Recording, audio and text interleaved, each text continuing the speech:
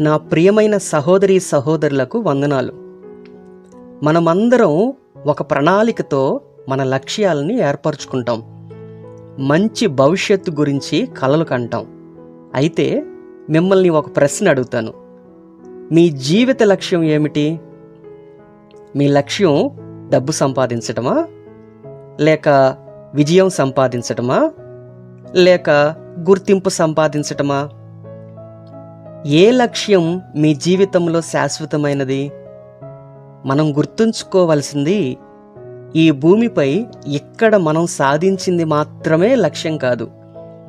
ఈ లోకం విడిచిపెట్టిన తరువాత పరలోకంలో స్థానం సంపాదించడమే మన ముఖ్యమైన లక్ష్యం.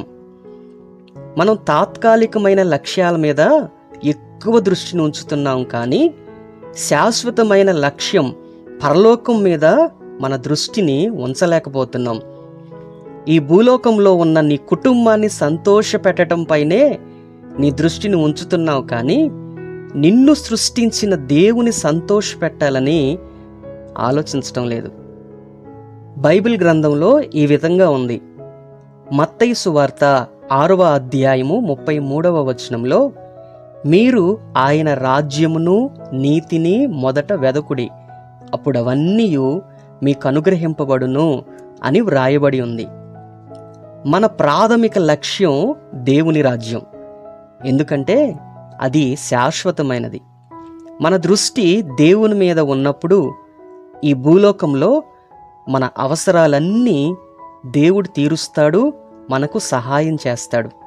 అంతేకాకుండా మన ప్రయత్నాలన్నిటినీ సఫలపరిచి మన జీవితాలను ప్రభువు కొరకు ప్రకాశించేటట్లు అనేక మందిని ప్రభు దగ్గరకు నడిపించేటట్లు చేస్తాడు. కాబట్టి ఈరోజు మిమ్మల్ని ఆలోచించమని కోరుతున్నాను. మన జీవిత లక్ష్యం ఈ లోకంలో జీవించటం మాత్రమే కాదు, క్రీస్తు కోసం జీవించటం, పరలోకం చేరటం. అపోస్తలుడైన పౌలు ఫిలిప్పీలకు రాసిన పత్రిక 3వ అధ్యాయం 14వ వచనంలో, క్రీస్తు యేసునందు దేవుని ఉన్నతమైన పిలుపునకు కలుగు బహుమానమును పొందవలనని గురి యొద్దకే పరిగెత్తుచున్నాను అని అంటున్నాడు. అతని యొక్క లక్ష్యం శాశ్వతమైన బహుమతి. కాబట్టి మీ లక్ష్యాలు ఈ లోకంలో ఉన్న వాటిని సంపాదించుకొనటం కొరకు మాత్రమే కాక, క్రీస్తు కోసం జీవించటానికి ఏర్పరచుకొనండి.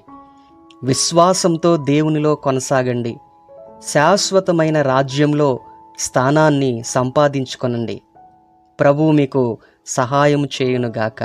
ఆమేన్.